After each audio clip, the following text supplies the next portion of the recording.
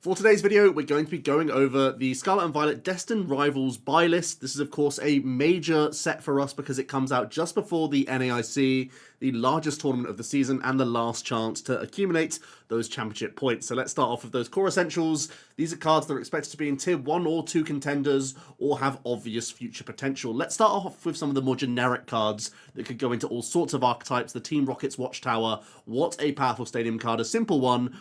Both players' colourless Pokemon have no abilities, and we know that that covers so many engines in the game right now. Some of the very best decks rely on the Noctowl engine, of course. There's also a load of the Dunsparce, and Pidgeot EX can sneak into all sorts. So having some disruption for these is vital. Any deck that doesn't utilise those colourless engines can justify adding this, and when there's the A-Spec secret box in the mix, even playing one copy of this card can be timed to perfection via that A-Spec, making it a really potent threat.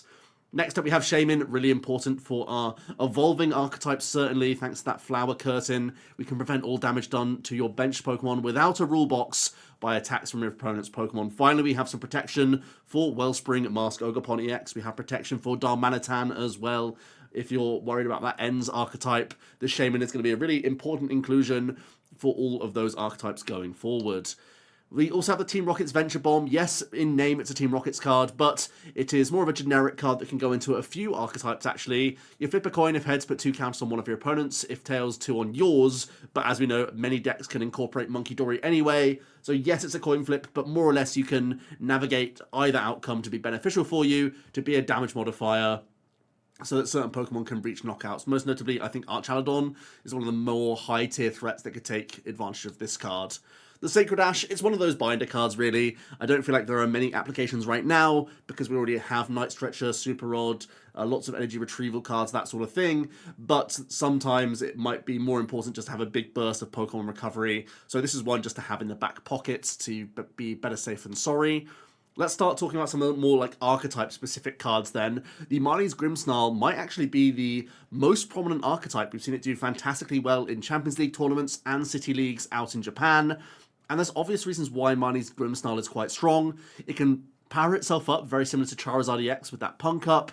It has the Shadow Bullet, which is a 180 to the face and 30 to one of your opponent's bench Pokemon. That synergizes nicely with, once again, Monkey Dory and Frostlass, where you can really augment that damage and make that 30 damage snipe much more dangerous. And the Spikemuth Gym is also a really big boast for this archetype as well, where we can search our Pokemon with a Stadium card, which means, unlike a lot of these other Stage 2s that have to play Jacques and Brock Scouting, some of these sort of average supporter cards that only make it into decks to play against Budgie a little bit better, this deck can naturally play better supporter cards because you know you have the Stadium of Spikemuth that can still get you evolving under those Budew locks, which is a huge deal for us as well. It's also worth picking up that Marnie's Morpeko. It's a single prize attacking threat that you can power up once again with a Grimmsnarl, and it can also help you get around Cornerstone Ogerpon EX as well, because Grimmsnarl itself, of course, has that ability. But yeah, Marnie's Grimmsnarl, definitely a tier 1 or 2 contender I would expect, because generally a bunch of Monkey Dory that you can attach to turn by turn is a challenge for Dragapult, and that type coverage makes it good into Gardevoir as well, so a lot of reasons to like this Stage 2.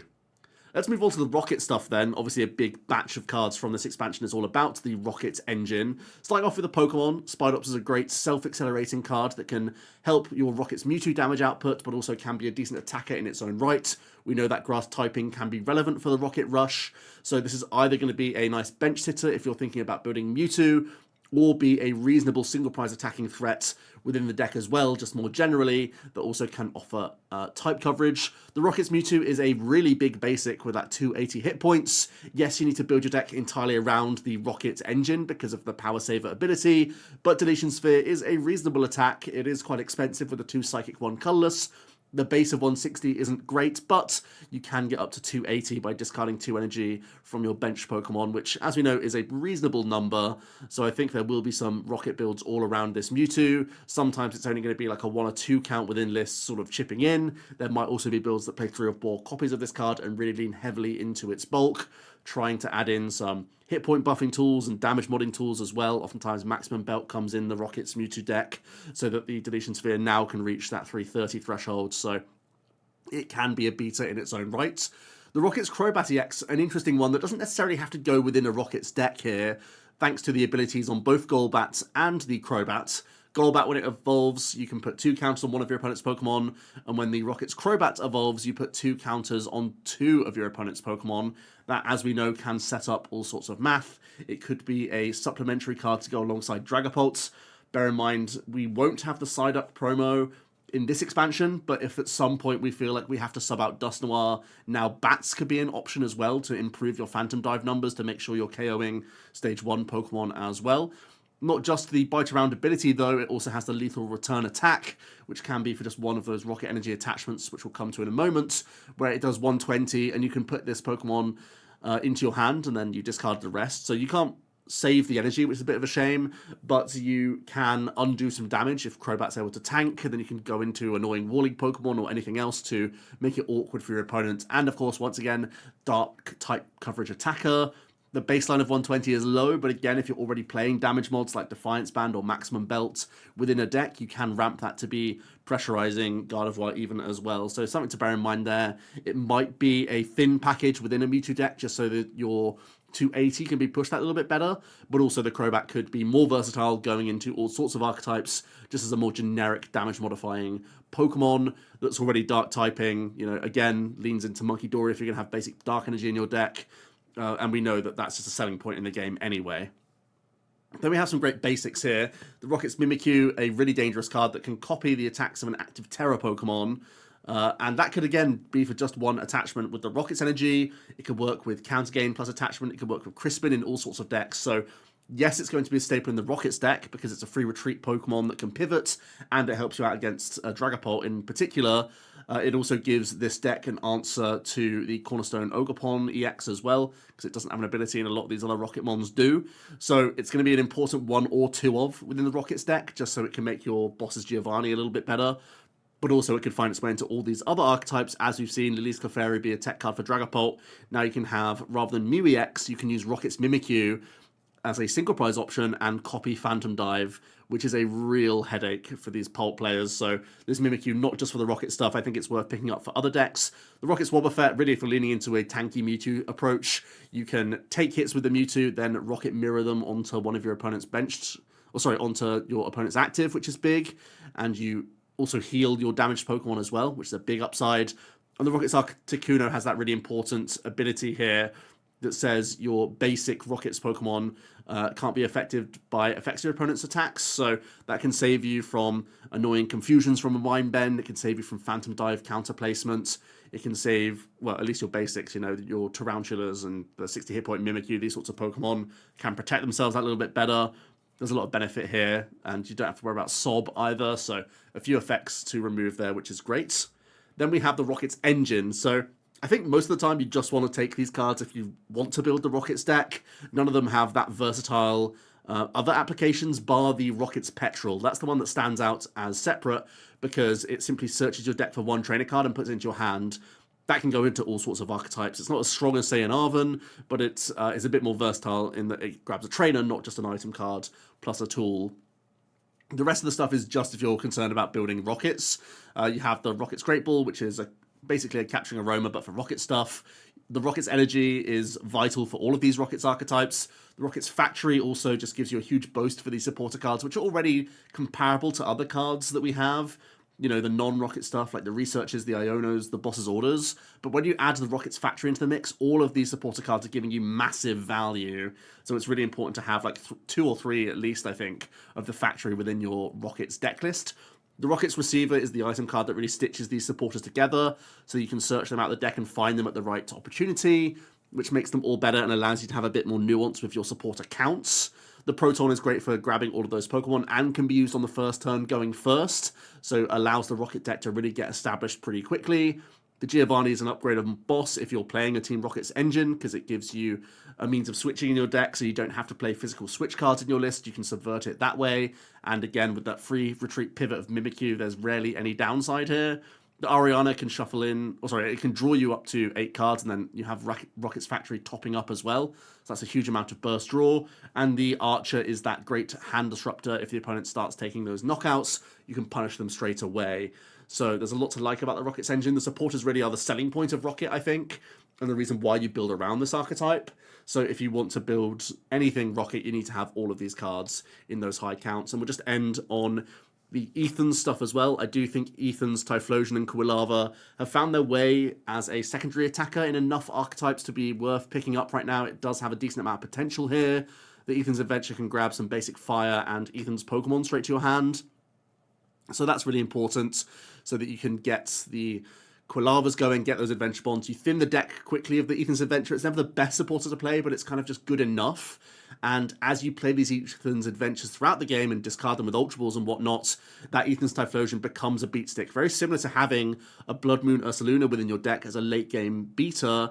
The Ethan's Typhlosion does a very similar thing here. The Buddy Blasters, 40 plus 60 more for each of your adventures in the discard pile. So this Typhlosion reaches 280. It's a lot of spaces within your deck, but essentially you give yourself a single prize Blood Moon in the game.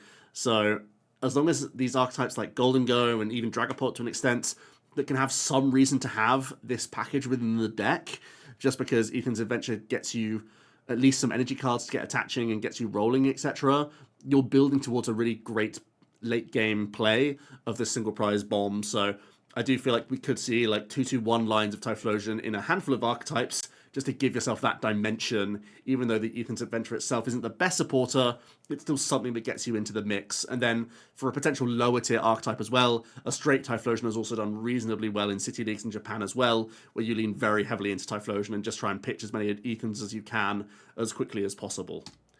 Here are the cards then. If you want to take a screenshot, we're going to be moving on to the Believer buy list, but these are the counts I would recommend you picking up of all of these cards. As always, generous with the item cards. They're not going to break the bank, and I would buy all the Rocket stuff together if I thought about buying Rocket stuff. I think I'd probably buy Crobat even if I don't want to build the Rockets deck itself with the Mewtwo and the Spidops. But all of the Rocket stuff you buy on its own, apart from that Petrol. And there we have it. Let's move on to the Believer buy list then. These are cards that may prove themselves to be mid-tier contenders or have a good amount of potential. The Cynthia's stuff is up first, where the Gabite can find a Cynthia's Pokemon once per turn, which really helps you get into your Garchomp effectively, whilst also grabbing those Roserade, which can improve your damage output as well. The Cynthia's Power Weight gives a plus 70 hit point buff, which makes Garchomp very difficult to KO if your opponent isn't able to utilize that grass weakness. Corkscrew Dive can allow us to draw some cards, and that Dragon Blaster is a decent damage output. 260 is a little bit below where we want to be. Oftentimes you'll see Garchomp players either use those Roserades or even things like Monkey Dory within their deck and Frostlass to improve that damage output that little bit more, give you a bit of a push. I think the biggest challenge for the Garchomp archetype is that it's a stage 2 that relies on crisping quite a lot, because Dragon Blaster discards all energy, so you need to reload that high damage output attack quite frequently, I would say. There's also Spiritomb that can put damage back on your opponent if Garchomp's been able to tank it through retreat, so it's easy to slide into this basic and punish your opponent for doing so. Next up we have the rest of the Ethan stuff, the Typhlosion being the sort of main selling point, but Ethan's Ho-Oh EX is a really powerful accelerator actually. It can accelerate to itself or other Ethan's Pokemon, and the reason why you might want to accelerate to yourself is because of Armor Rouge, so then you can Fire Alarm those energy onto other Pokemon and get things like Iron Hands into the mix, have a bit of a toolbox with Luminous Energy. You can use Wellspring, you can use the other good fire basics in the game, like Gouging Fire, for example, a few other options in there. So if you want to build around the Armor Rouge, you can certainly go for that approach. Or if you want to try the single prize Ethan's Magcargo, this is a really good beat stick. It's just a high maintenance archetype, because you need to discard a bunch of energy for the Lava Burst to be taking those KOs. It can reach easy KOs, but it's about managing your board, because you need to have a couple Ho-Oh on the bench, you need to reload a bunch of energy at once, and you need to pivot your Magcargo effectively as well. The way I've been trying it so far has been with the Dunsparce, and it's worked out pretty okay, to be honest with you, but that's a solid option. And if ever you are playing Ethan's Ho-Oh, you could always think about adding an Ethan's Pinsir into your deck, because the 1 point return attack with that grass type coverage can be good into Charizard, Grimmsnarl, Zoroark, those sorts of Pokemon. So it's a good type coverage single prize option to have there as well. Then there's the Steven stuff. I think there's actually no good deck right now for Steven, but as we get more Psychic types, as we get more Metal types in the game, the Steven's Metagross, as we know, is great acceleration. It's accelerating from the deck, so it's like a Vikavolt, very consistent and thins the deck naturally for you, so the more Metagross you get out, the better. But right now, the Metal Stomp isn't great damage output. Yes, you can be tanky with Carbink and Granite Cave, but there's enough one-hit KO decks in the meta that's not like great for you right now. So I think the Metagross would be a pickup as a lying in wait style ability, knowing that has bags of potential as soon as they print more reasonable basics that we can power up.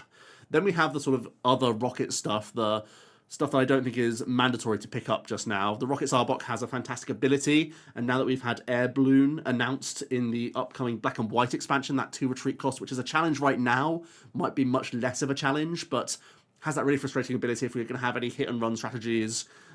It certainly could be worth considering. The Rocket's Wheezing, the Exploding Mob, actually can get to reasonable damage output with the Area 0 Underdepths, but it's a high maintenance deck that has that awkward energy attack cost, and as we know, there are lots of decks that are good at taking multiple Pokemon out in one go, so if you're trying to power up something on the back as well as your active, you then become really reliant on the Rocket energy throughout the game, and it feels like it's going to be easily disrupted by stuff to really churn and burn, but certainly can reach some highlight reel damage output as a single prize option. Same thing for the Rockets Porygon Z and Porygon 2, both decent attackers here, can utilize the reversal energy, can utilize the Rockets energy, and get to high damage output, but you need to have a really wacky deck list, right, with a huge chunk of those supporter cards, probably maximum counts of all of those Rocket supporters, so that you can improve that Control R damage output that really does warp your deck in a specific way where things can feel a little bit awkward. Then the Rocket Sneasel, I was close to putting this on the core essentials, but I feel like we don't have enough stuff for Hit the Wound to be good, but it's just another basic Pokemon that can cash in on how good Rocket's energy is. Just for one attachment, you can double down the damage on one of your opponent's damaged Pokemon on the bench. So that's pretty powerful. You can finish off things by setting them up with damage counter placement, etc. We know there's a lot of that in the game right now, so Sneasel might have a chance just for that alone. Then we have Yanmega EX. This is a self-accelerating Pokemon when it comes into the active spots, and it's a grass type, which we know is very powerful right now for the metagame, but also you get to move those energy off Yanmega onto other threats as well. So there could be a random deck. Something I've been thinking of is like a Joltik box that then incorporates Yanmega, similar to how we've seen Iron Leaves and other grass type threats, but this is something that can self-accelerate just more generally, so that when you have your first Pikachu dealt with or your first Iron Hands dealt with, you can then come into Yanmega and at least have that 210 damage output secured for late game situations. So something I want to experiment with personally a little bit more, knowing that this card, just for type coverage alone and having more stable damage output in archetypes that are already energy like hungry, where you need to commit energy all over the place, I think that could be quite worthwhile. We haven't seen a lot of it so far in Japan. It, had a bit of a decent start in City Leagues when it first came out in the Heatwave Arena, but we haven't seen much of it kick on. But I do think grass typing is still so relevant in the metagame. There's lots of Dragozard, there's Zoroark still, and there's Marnie's Grimmsnarl, so I'm still on red alert for a nice grass type, and something like Yanmega that self-accelerates. Yes, you need to play a lot of basic energy, so it's not like an easy tech mon, but for having like a part of your deck list be this to be an answer to some of those decks does feel reasonable to me. And I think Yanmega is pretty solid there.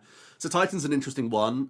We just know that ability has a lot of great history, where it used to be on a Primal Groudon.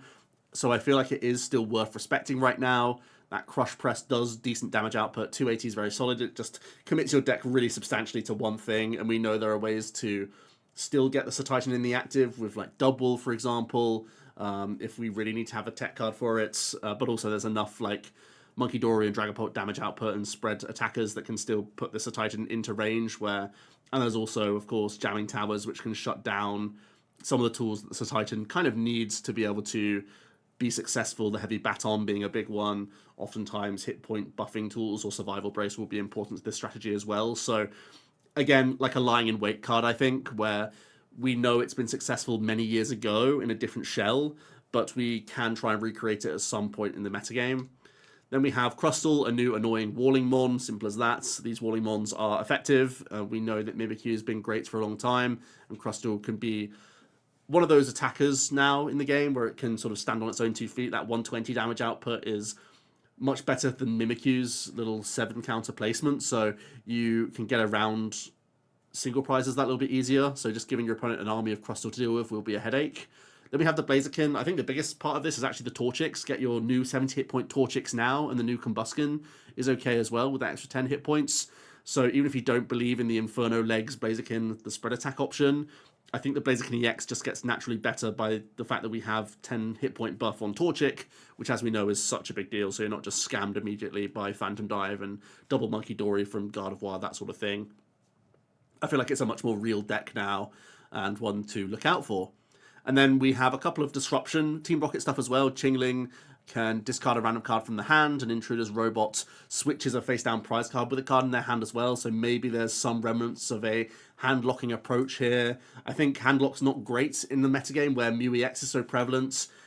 There's a lot of draw abilities still in the majority of top decks, but that being said, there could still be a way to put your opponents down to those low hand sizes. We know we have Machinations, we know we have Burnett in the game already. These are just sort of adding to that critical mass of disruption that could start being a headache for certain archetypes. And we'll just end on Energy Recycler. Again, I don't see an archetype that wants this right away, but it's just sort of a lying in wait card. Maybe Amani's Grimmsnarl can use it, maybe something like a Steven's Metagross, if that becomes an archetype later down the line. That's it though, that is the buy list for Destined Rivals. Here are those final counts if you want to take a screenshot. But that's it for the Destined Rivals buy list. I think again, if you don't believe in the Rockets engine, could be quite a cheap one for you, just getting those staples of the Watchtower, the Shaman. I'm a believer in the Grimmsnarl, so I'm certainly going to be picking up those. And as always, a lot of intriguing cards to sink your teeth into as well for playtesting. I'm going to put some time into the Metagross. I feel like it has untapped potential to try out, so that's where some of my time and energy is going to be diverted.